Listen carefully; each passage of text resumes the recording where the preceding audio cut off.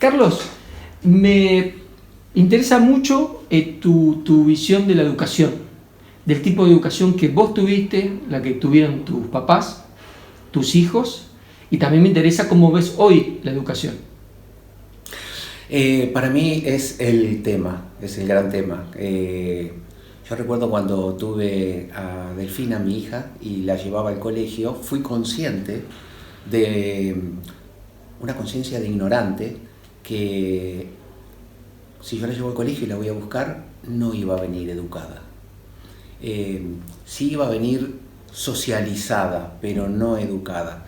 Y me acuerdo que me preocupó bastante el tema, y en un momento le planteo a mi ex mujer: no quiero que vaya más al colegio, quiero que la educación la tenga en casa.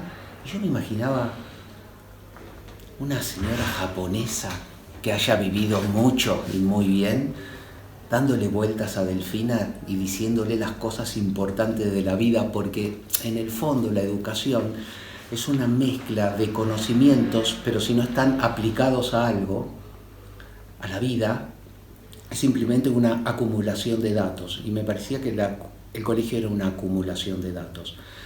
Me puse tan obsesivo, obviamente una idea que no fue ni siquiera respetada en los términos educados. Perdón, quizás sí respetada, pero no aceptada. Ni respetada. Tampoco. Ni respetada. Fue tomada como una pesadilla, y lo entiendo. Y me acuerdo que me fui a ver a Esteban Bullrich, ministro de Educación de la Ciudad de Buenos Aires, y me presenté, no lo conocía, ni me conocía. Tuve la suerte de poder acceder a él y le conté mi preocupación sobre la educación. Había estudiado mucho sobre educaciones en el mundo, etcétera, etcétera, y sentía que estaban por otro lado y nosotros veníamos todavía con viejos sistemas en nuevas realidades, ¿viste? Y para mí era un gran problema. Es como hacer viejas preguntas a nuevas realidades. Vos tenés un hijo de 14 y sabés de qué te hablo. Después te voy a contar algunas cosas de mi hijo con respecto a eso que me parecieron como descubridoras sobre entender un poco el mundo avatar de ellos. Y planteé con Esteban la posibilidad de trabajar con él para cambiar la educación, y me convocó y participé de un ministerio de educación donde salieran temas muy interesantes y a la vez muy frustrantes, porque hay un movimiento sindical extremadamente fuerte, etcétera, etcétera, que no te permite avanzar.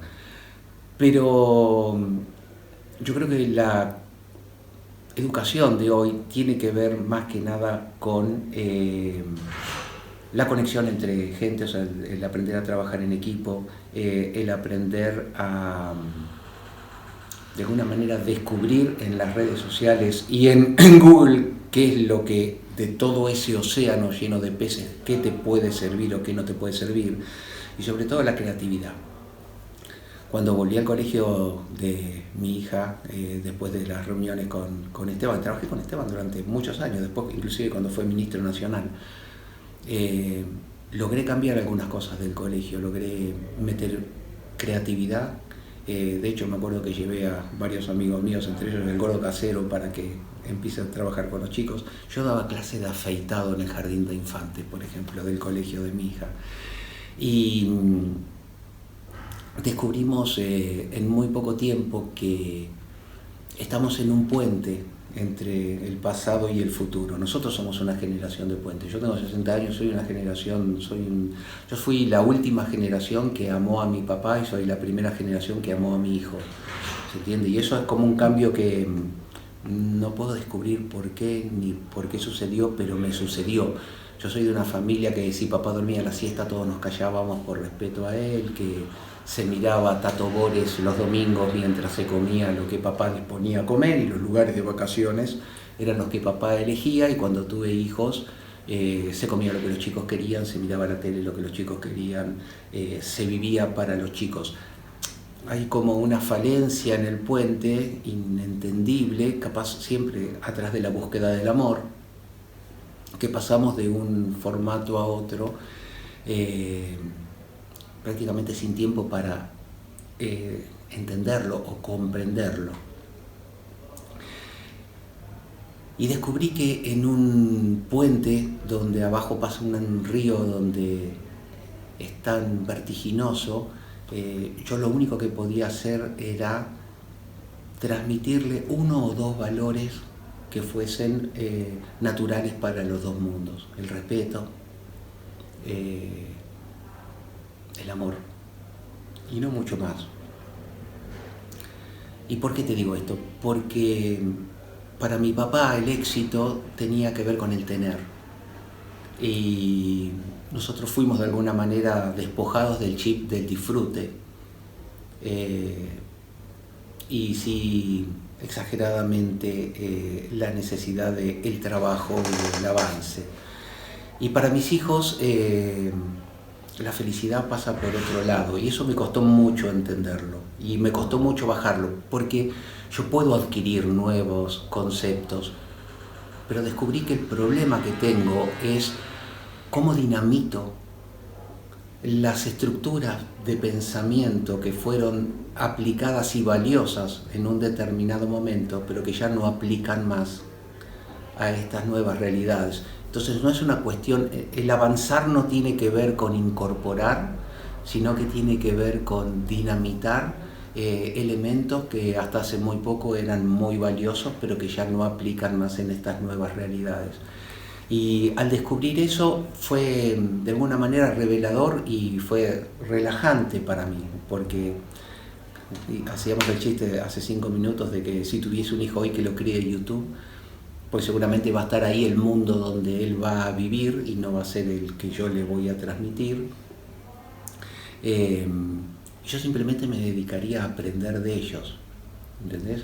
Y de nuevo me pone en una disyuntiva: fui una persona que aprendió de su padre y soy una persona que aprende de sus hijos, por la cantidad de cambios que se han producido y que no he logrado tener el tiempo suficiente o que me hubiese gustado para comprenderlos y darle a través de la comprensión algún sentido. Te quería contar un tema con mi hijo Benjamín.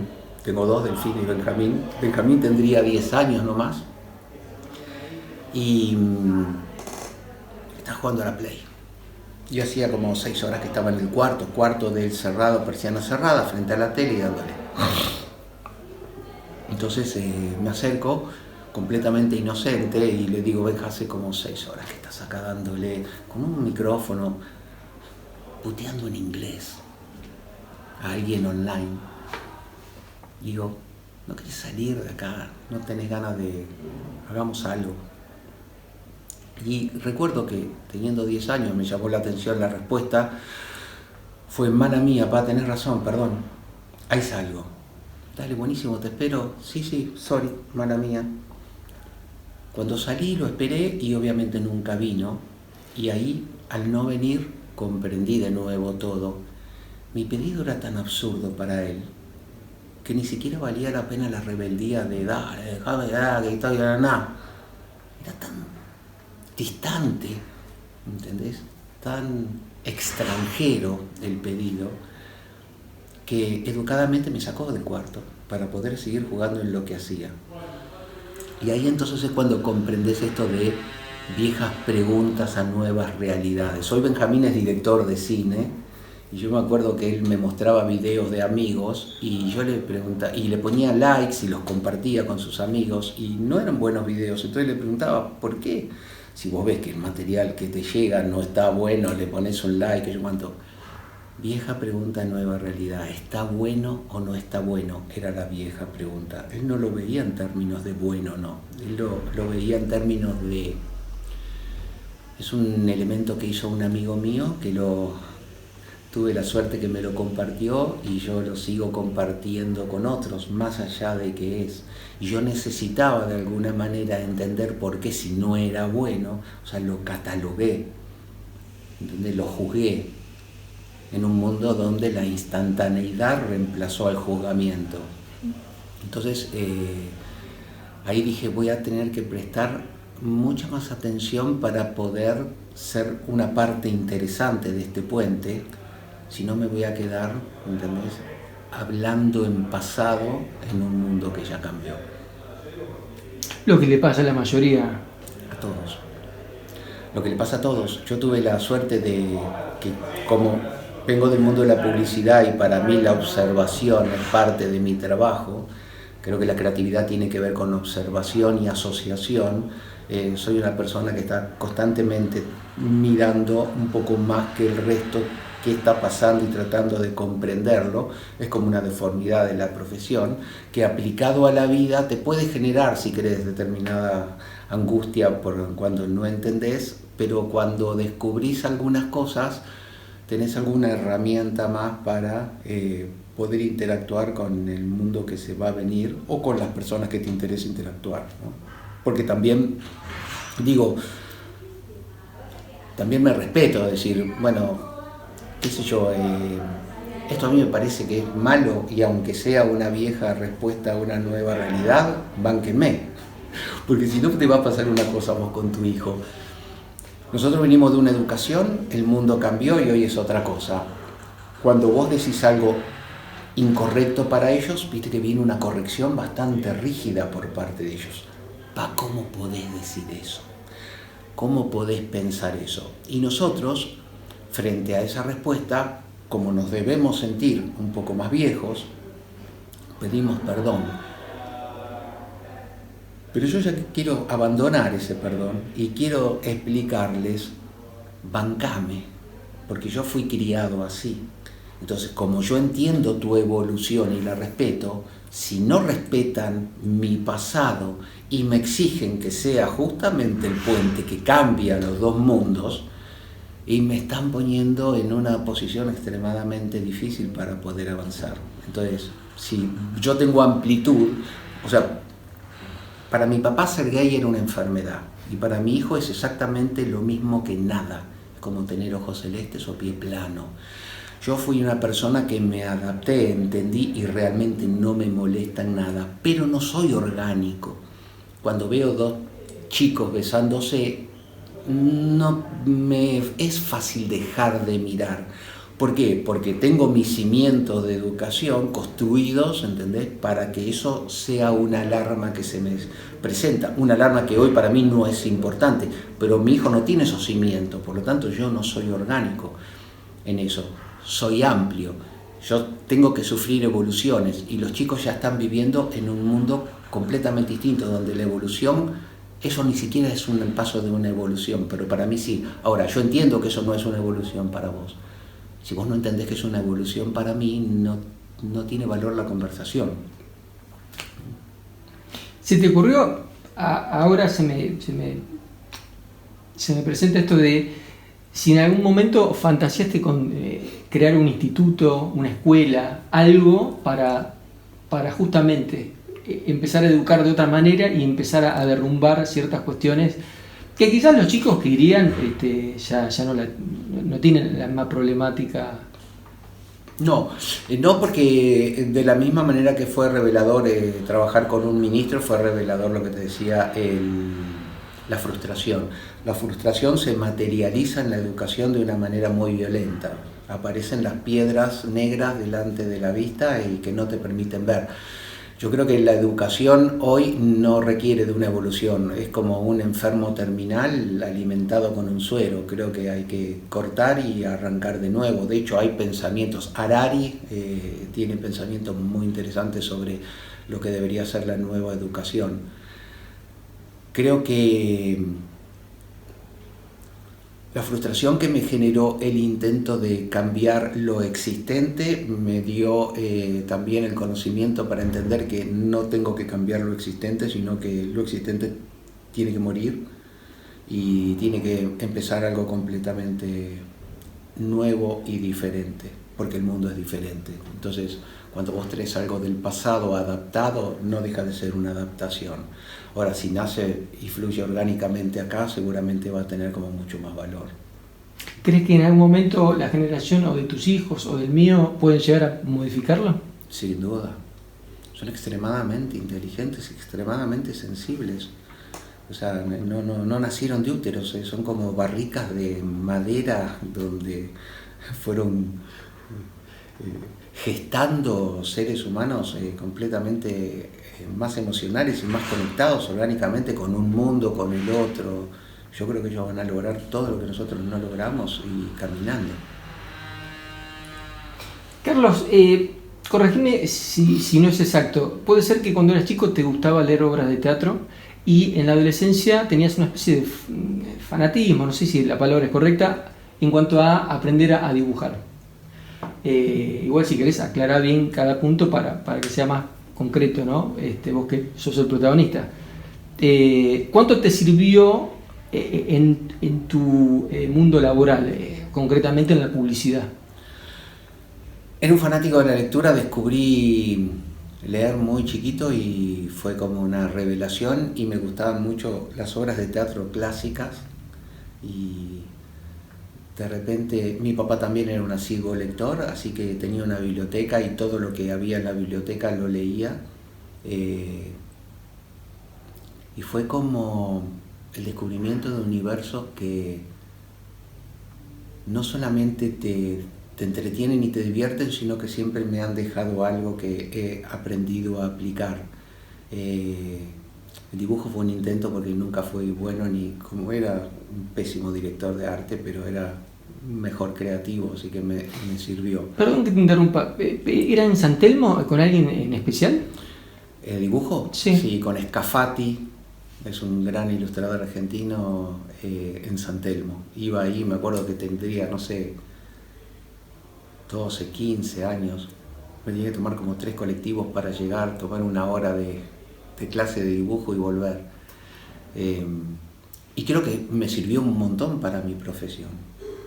Creo que de alguna manera eso fue parte de mi vida y de mi evolución para llegar a ser quien soy.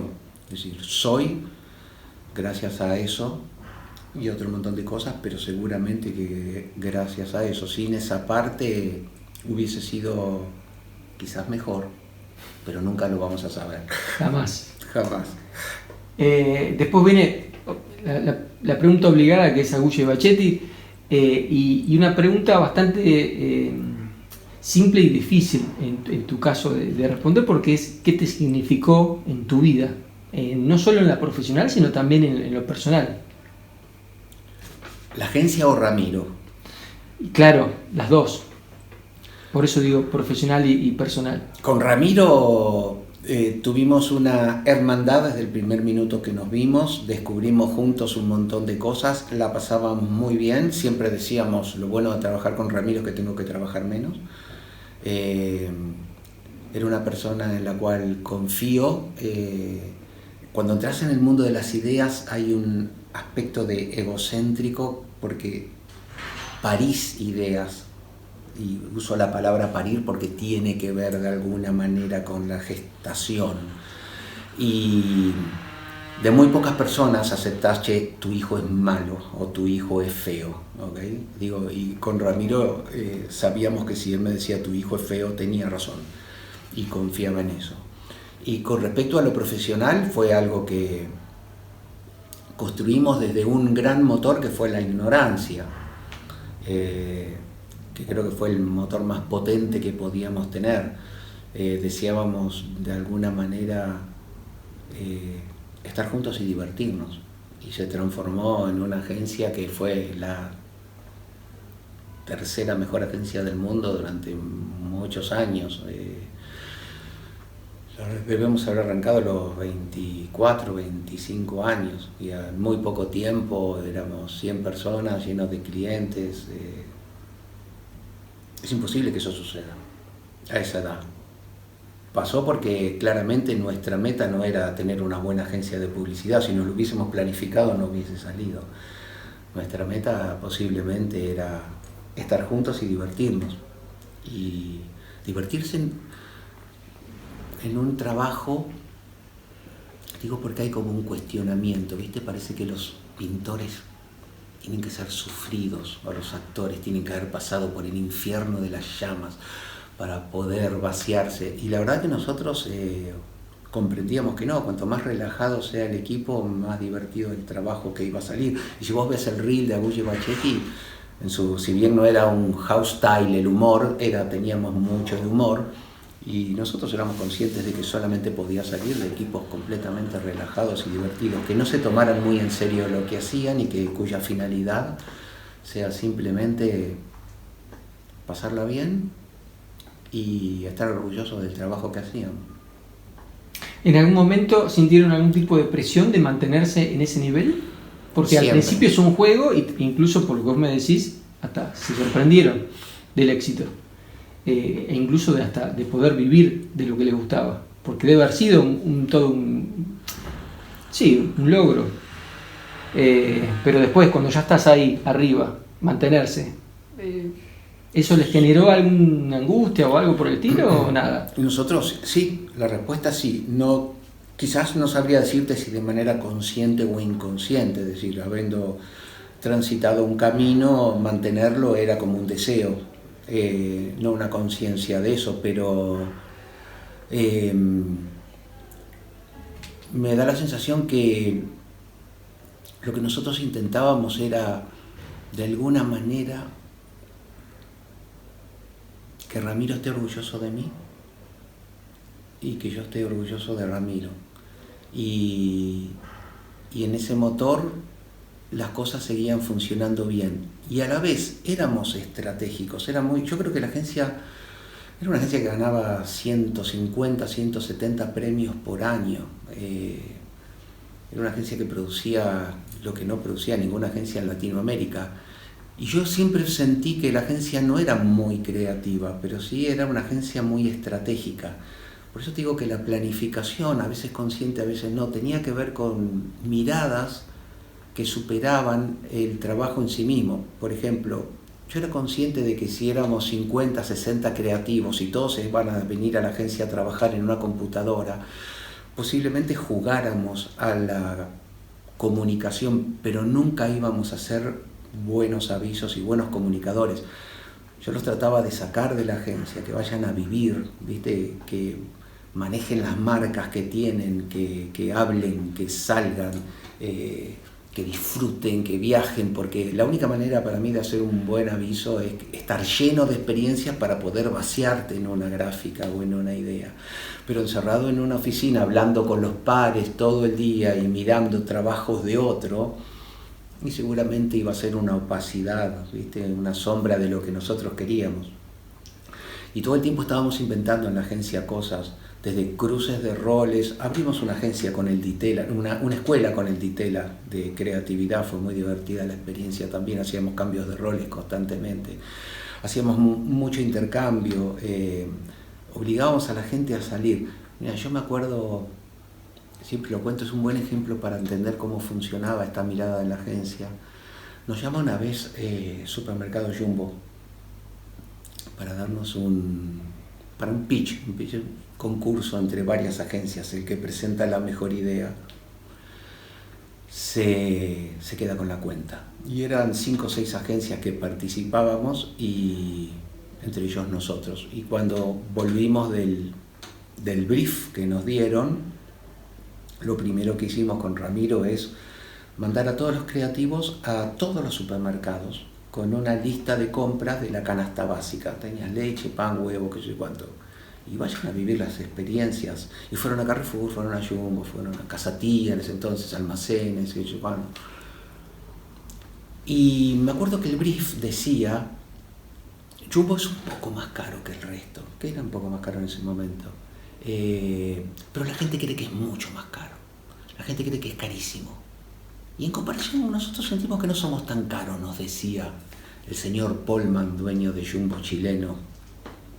Así que quiero que hagan una campaña para bajar un poco la percepción de que somos caros. Somos así de caros, pero no así de caros. Mandamos a todo el mundo a todos los supermercados y un día pusimos todos los tickets con las bolsitas, con las marcas. ¿Y qué descubrimos? Que eran carísimos. La percepción de la gente era la correcta, la percepción del dueño no era la correcta. Y esa era una gran información, porque también descubrimos un montón de cosas. Descubrimos que la gente está más o menos entre 6 y 8 horas por mes en un supermercado, y que de repente Jumbo tenía, me acuerdo, los techos pintados de blanco y los otros de negro, y el blanco daba como una sensación de espacialidad, y los pasillos eran más anchos, se veía productos importados, y los carritos andaban bien, las ruedas no se movían, y las cajas eran mejores, y te llevaban las bolsitas hasta el auto y te ayudaban a bajarlos. Y descubrió que a la gente le interesa un montón esas diferenciales, y está dispuesta a pagar un poco más para vivir esa experiencia. Al menos que sea un momento como este de crisis donde solamente manda el precio. Entonces hicimos una campaña diciendo que somos carísimos pero que tenemos todo esto. Y fue un éxito total.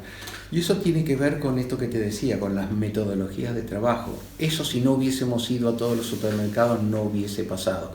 Por lo tanto, tanto en esta profesión como en cualquier otra, me parece que lo más importante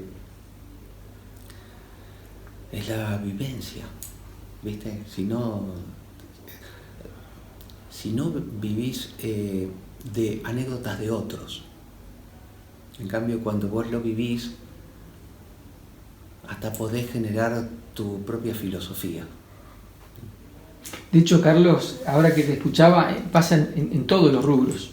Gente que toma decisiones atrás de un escritorio, generalmente son las decisiones que lo llevan a la empresa, no importa el rubro, al fracaso o a un choque directo. Sin duda, bueno, sin duda, pero porque a veces la gente que trabaja en las grandes empresas tiene una relación con la empresa que el público en general no lo tiene. O sea, para la gente, qué sé yo, hemos pasado por miles, pero para la gente de PepsiCo, digo, PepsiCo es su mundo. Y para ellos PepsiCo es todo. Y para la gente resulta que no es todo. Y esa distancia es a veces difícil de entender para los gerentes de marketing, ¿entendés? ¿Cómo puede no saber la gente que estamos un 10% más barato que la competencia? Porque no le importa. Me acuerdo una vez cuando Garbarino nos llama y nos dicen, chicos, cumplimos 100 años y queremos hacer una comercial diciendo que cumplimos 100 años. Y nosotros decíamos, ¿cuál es el valor para la gente que cumple a 100 años? Entonces volvimos y le hablamos a los dueños y le decíamos, imagínate esta situación. El empleado más bajo de ustedes, de Garbarino, el señor que limpia los baños de noche, que yo sé cuánto, empleado tuyo de 20 años, llega a su casa, una casa humilde pero digna, con una señora con un bebé que está cocinando para cuando él llegue, ¿viste? Le da de comer. Y esta conversación se desarrolla en esa cocina de esa casa. Gorda, ¿sabés que donde laburo cumple 100 años? Bien, le dice la mujer, ¿y te van a regalar algo? No, nadie me dijo de un regalo. Bueno, pero son 100 años, dice, capaz te suben el sueldo. No, tampoco me dijeron que eso iba a pasar. Entonces no importa. O sea, ni siquiera le interesa a la gente que trabaja ahí algunos datos que para algunas personas es extremadamente importante. Creo que la agencia está en el medio entre, dicho de otra manera, la verdad está siempre en la calle, no la tienen ni los clientes ni la tienen las agencias. ¿Qué es un brief? Es una interpretación de una realidad. De hecho, todo es una interpretación. Cuando un cliente te dice, quiero decir esto, y la agencia cree que hay que decir esto, la única manera de comprobar qué hay que decir es cuando vas a la calle y le preguntas a la gente qué es lo que hay que decir. Porque la verdad siempre va a estar ahí. Y uno siempre trabaja para ese público. Yo jamás trabajé para un cliente. Yo de hecho he largado clientes grandes porque me pedían cosas que yo entendía que no deberíamos hacer. O sea, nunca se traicionaron. Nunca nos traicionamos, al contrario. Nosotros estábamos orgullosos de sacarnos clientes de encima que no congeniaban con una manera de ver lo que... No como dueño de la verdad, pero sí por lo menos como intérpretes de una realidad. Y hemos preferido, pero hemos dejado marcas como Rexona afuera, porque a pesar de que era un volumen de dinero, porque también entendíamos que no todas las marcas son para las agencias. Había algunas agencias que congeniaban más con unas y otras con otras, y está buenísimo. Al final hablamos sí de la agencia y de Ramiro. ¿Qué puedo decir? Sumando a todo lo que ya has dicho infinidad de veces, o sea, es la pareja, el hermano, en lo pareja, obviamente, en lo profesional, ¿no? No, y en lo profesional también. Pero digo, es el hermano, es el amigo, es todo. Ramiro es una persona que tiene unas capacidades superlativas para justamente ver el mundo. Es una persona muchísimo más estratégica que yo. O sea, él se prepara para cada evento de comunicación de una manera muy especial y a la vez es justamente, como te decía, mi persona de confianza y es una persona con la que la pasábamos muy bien, muy divertido. O sea que sí, fue como un matrimonio ideal. De hecho, nosotros tuvimos la agencia 25 años, esos 25 años no solamente nos veíamos en la agencia, nos veíamos socialmente, teníamos planes con la familia, todos juntos, y hasta el día de hoy lo sigo teniendo. O sea, para Ramiro mis hermanos son familia y para mí los hermanos de Ramiro son familia y hay asados cada tanto donde todos nos juntamos y hay salidas y sí, es como... Es más que un hermano porque en el fondo lo elegí, ¿viste? Y al elegirlo es como los matrimonios abiertos, tenés que elegir todos los días, ¿viste? Eso es lo bueno de un matrimonio abierto, te tenés que elegir todos los días. Carlos, uno ve todo lo que han hecho juntos, la llama que llama para Telecom y demás ejemplos para no enumerar porque no tiene sentido, pero digo, ¿cómo ves lo que ustedes hacían o lo que se hacía en la época, en general, con la actualidad de la publicidad? Que en lo personal, y esto me hago cargo, es bastante, creo... Menos llama que llama. Está por... Sí, la vara la han bajado mucho. Justamente no me animaría a confirmar lo que decís porque... lo que tenía esa publicidad en esa época por encima de las ideas era como una lectura de la época. Nosotros vivimos en su mayoría los 90, la entrada de Menem, el 1 a 1, había cierta alegría, había capacidad de viajar, o sea, se estaba viviendo en el país en una euforia, en una burbuja, pero era una euforia que supimos leer e interpretar para darle a esa época nuestra parte de la comunicación. Luego eso mutó y pasamos también a la mutación. O sea, nosotros somos grandes lectores de la época. Si uno no lee la época se equivoca. Es esto de las viejas preguntas a las nuevas realidades. De hecho, con Ramiro nos juntamos hace poco con el proyecto de las llamas de los NFT y eso tenía que ver por una cosa que la lectura de época que a nosotros nos preocupaba y es que en su mayoría los chicos prefieren decir las cosas, chicos te hablo de 10, 15, 20 años, las cosas que saben que van a ser socialmente aceptadas antes de decir lo que realmente piensan, ¿no? Entonces esto, la censura, el dedo acusador, nos daba la sensación de que teníamos que salir a hablar de eso y la llama NFT, la políticamente incorrecta, es justamente una rebeldía y dice cosas que son barbaridades, que no se debería leer, y lo hicimos a propósito, no se debería leer o el humor es un puente que nos permite de alguna manera intelectualmente estar conectados con otras ideas, porque si no generemos microorganismos de 100 personas que pensamos iguales, mudémonos a un barrio y seamos todos amigos. Ahora, nosotros creemos en la diversidad, creemos en la confrontación, creemos en los que piensan diferentes, creemos que sobre esa base se crece. Entonces, si yo digo algo que está para vos mal y vos me matás, tanto en las redes como en lo personal, ni siquiera me das la posibilidad de explicarte por qué yo pienso así, o de pedirte perdón si te ofendí, que seguramente no había sido mi... Entonces, lo que digo es, cada momento tenía como una lectura de la época, que era parte de la estrategia hacia dónde llevar la agencia, y eso funcionó muy bien ahí. La pregunta sería, si yo hoy abriese una agencia, ¿la abriría con Ramiro igual y haría la llama que llama? La respuesta es no. La respuesta claramente es no. Estamos viviendo otra época, o sea, con otras preocupaciones, con otras necesidades, con otras realidades. Seguramente si abriese una agencia sería completamente distinta, intentando adaptar a las necesidades que tenés hoy. Todo éxito pasado era consciente de que no me iba a garantizar ningún éxito en el futuro. No tengo ninguna nostalgia ni melancolía por el pasado, al contrario. Cuanto más lejos mío se esté, mejor. Es decir, que un poco justificás la actualidad de la publicidad, de la creatividad en publicidad. Por supuesto. ¿Por qué hoy ves cosas que no te llaman la atención o no te causan gracia como la llama que llama? ¿Por qué? Por ejemplo, cuando nacen las redes sociales, y existe en publicidad lo que se llama la microsegmentación. ¿Esto qué significa? Que yo puedo por algoritmos hablarle a mujeres embarazadas que viven en Rosario de 20 a 25 años y conocer exactamente sus hábitos. La publicidad se pone práctica.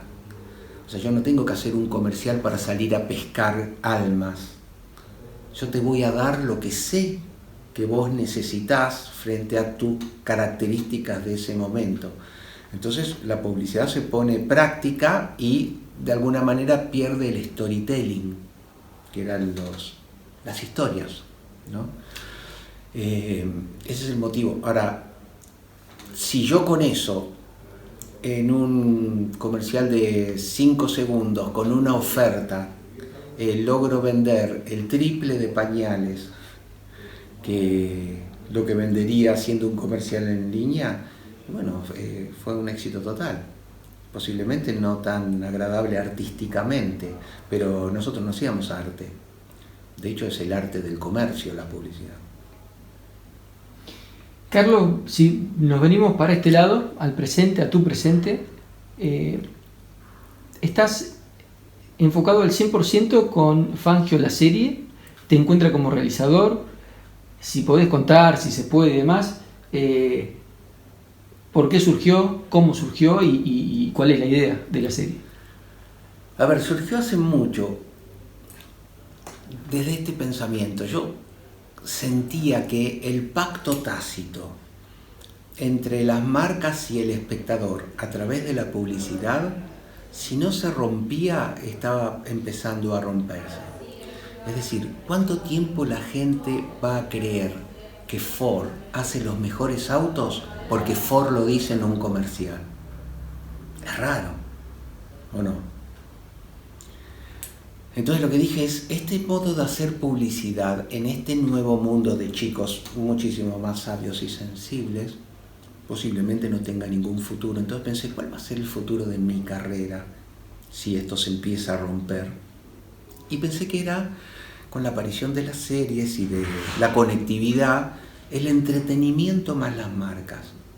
Digo, eso, creo que por ahí puede haber una nueva publicidad, entretenimiento más marcas. Lo que se hacía muy mal antes, si querés, con el chivo poniéndole un plano a algo, hoy evolucionado podría ser tranquilamente algo, y de hecho sucedió, yo creo que fue un milagro, ¿no? Cuando vimos todos el Náufrago y pagamos $7 para ver a Tom Hanks mandándose un reloj por FedEx a Rusia y llegaba 5 minutos tarde y puteaba. Yo decía, vamos, boludo, pero nos lo fumamos todo, encantados de la vida. Fue como, es algo que me hubiese gustado hacer para demostrar que el entretenimiento más las marcas, si uno lo piensa bien, es la nueva publicidad, no solamente más barata, sino muchísimo más efectiva. Y a partir de ahí cae en mis manos Fangio de casualidad, como todas las cosas no pensadas y no planificadas, que son las que mejor te salen. Conozco a los hijos de Fangio y les propongo hacerlo, me dicen que sí. Y estamos trabajando con un equipo de realizadores, la serie hace 2 o 3 años, investigando, trabajando. Es un trabajo de locos, una serie, más una serie de época, más una serie de carreras de auto, pero me tiene completamente abocado. Y dentro de la serie voy a hacer el ejercicio de poner marcas de una manera en que vos lo disfrutes tanto como el Náufrago. A partir de ahí empecé a trabajar sobre la realización de otros proyectos de televisión y de series para streamers, y eso cuánto, siempre con la idea de aplicar este nuevo concepto de publicidad, cómo hacer que las marcas puedan traccionar de manera más orgánica, divertida y barata sobre un público. Y estoy hace poco divirtiéndome como cuando arranqué la agencia. Igual hace poco, ¿cuántos años hace que venís con ¿Fangio? Sí. 3 años. Por eso, es relativo hace poco. Bueno, en mis 62 estamos, nada. Porque uno cree cuando dice poco hace un par de meses, no. Y de hecho todavía no empezaron a filmar. No empezamos a filmar. Es una serie.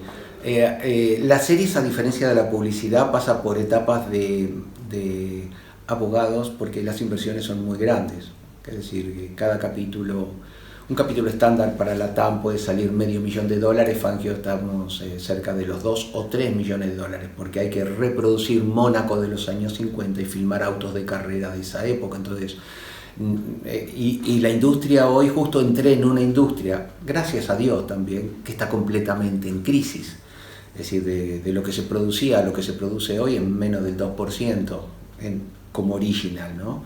Entonces hoy tenés una idea y tenés que pasar la gorra también para salir a buscar los fondos para poder hacerlo.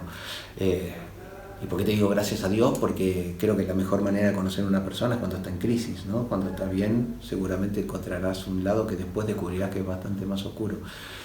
Entonces, los tiempos de publicidad son muy cortos, los tiempos de la serie son muy largos, requieren de otro ejercicio, requieren de otra gimnasia. La empecé a transitar ahora y todavía aguanto. Lo que es recopilación de datos por parte de los hijos, imagino que los hijos deben ser en parte los protagonistas por el lado del argumento de la película, de la serie. ¿Ese trato lo tuviste vos directamente? Sí. Yo conocí a los hijos y nada, inmediatamente pasaron a ser como mis abuelos y gente grande, que el chiste de siempre es, bueno, hagamos la serie que la quiero ver.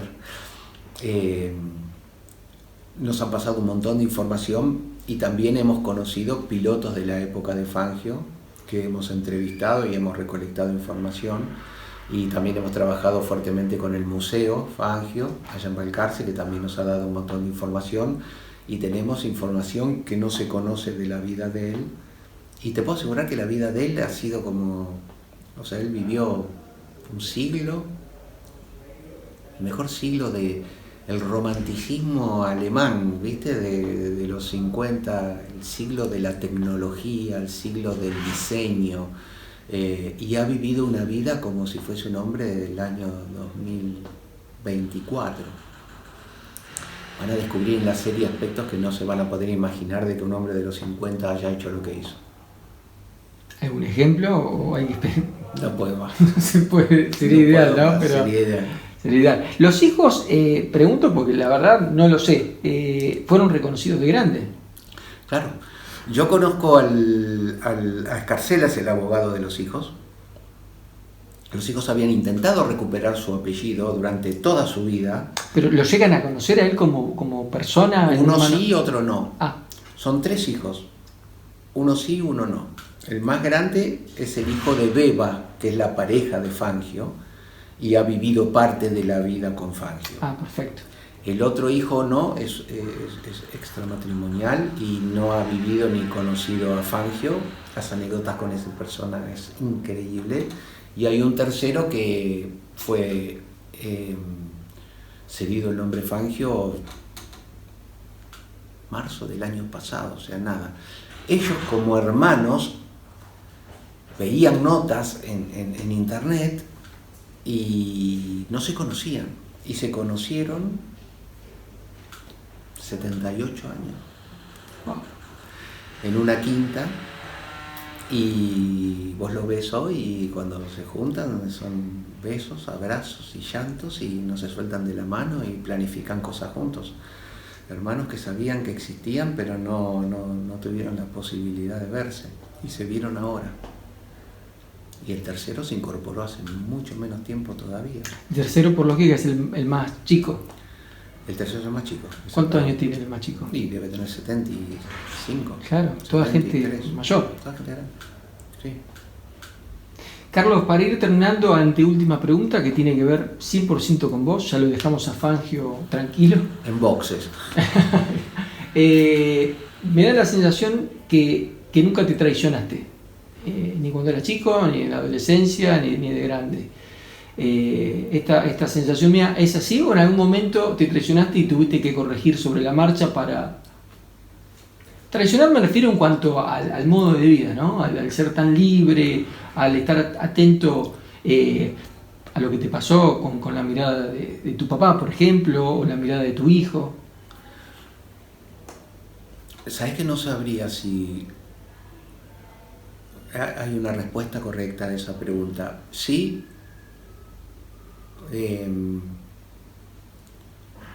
Fui siempre una persona relajada en el sentido de disfrutar lo que me tocaba. Hay una gran frase que dice, si no hay una solución no es un problema. Y hay veces que uno intenta descubrir soluciones a no problemas y en definitiva no dejan de ser hechos o circunstancias. Y también, es curioso esto que me preguntás porque yo soy extremadamente consciente de la finitud de todo. Eso significa que si estoy pasando un buen momento, sé que va a terminar y el hecho de que termine le da más valor a eso. Y cuando estoy pasando un buen momento es exactamente lo mismo y sé que después lo voy a extrañar. Por lo tanto, no sé si la palabra traicionar tiene una respuesta a lo que preguntás. Lo que sí me pasó, cerca de la respuesta que estás esperando, es que acepté lo que me tocaba sin esperar cambiar determinadas cosas, ni a los demás ni a mí mismo. Es decir, yo creo que hay gente buena y gente mala, pero también hay gente buena en malos momentos, ¿no? Y me da la sensación de que pude aceptar algunos momentos sin intención más de cambiar, sino simplemente de esperar que las cosas muten a otra cosa. No sé si puedo responderte más claramente lo que me estás preguntando. No, fuiste muy claro, como siempre. La última pregunta es el hilo conductor del espacio y tiene que ver con algo también simple, que es ¿qué le podés decir vos? Desde unas palabras que sean lo más motivantes posible, a aquella persona que todavía en la vida, no importa la edad, ni el rubro, todavía no se animó a hacer lo que le gusta. Por los motivos generales, que creo que son el miedo, la zona de confort y etcétera. Yo creo que Argentina y Latinoamérica en general tiene un tema con la equivocación, ¿viste? Equivocarse parece que está mal, equivocarse parece que es un camino justamente errado, esconden los errores. Me equivoqué al ser amigo de este, me equivoqué al casarme con ella, me equivoqué con este trabajo, y es como un elemento de angustia. Y la otra vez mirando un video me pareció maravilloso, del director técnico de básquet de Barcelona, el tipo explicaba esto. Imagínate que yo soy yo, ¿no? Acá estoy. Hacia mi izquierda está el error, la equivocación, la falla, y hacia mi derecha está el éxito. Cuando yo intento moverme hacia el éxito, dejo mi zona de confort y me puedo equivocar, lo que hace que me lleve acá, a más lejos del éxito. Antes estaba acá, mirá qué cerca, y ahora estoy acá, mirá qué lejos. Por lo tanto, transitar la vida desde la no necesidad de arriesgarme por miedo a la equivocación, mínimamente te permite mantenerte en el centro, en el 5 puntos. Lo que el tipo explicaba muy bien es que nunca el error y el éxito estuvieron acá, sino que estaban acá. Y que uno sí o sí, para llegar al éxito, tiene que atravesar el error. Y si comprende que el error es la mejor manera de aprender, seguramente lo va a poder confrontar con hidalguía y hasta hablar de los errores. Esto me recuerda a por qué, no sé si sabías, cuando Henry Ford crea el primer auto de producción en línea, al auto le pone el famoso Forte. ¿Por qué se llama Forte? Porque el Forá, Forbe, Force, Forde, Fore, Forefe, Forge, hasta el T, fueron errores.